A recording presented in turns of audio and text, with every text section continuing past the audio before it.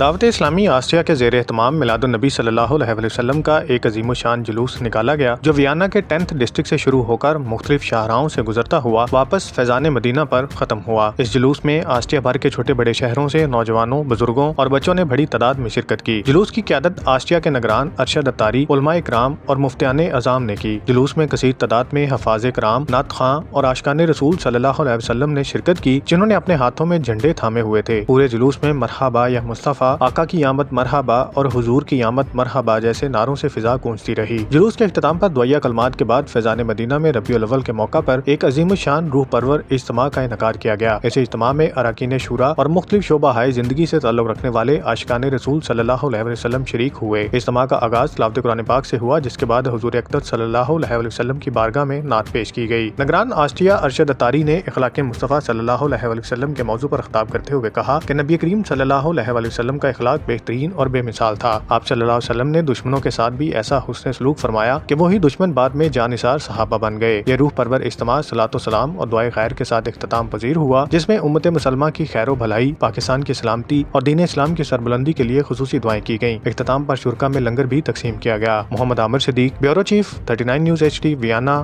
Austria.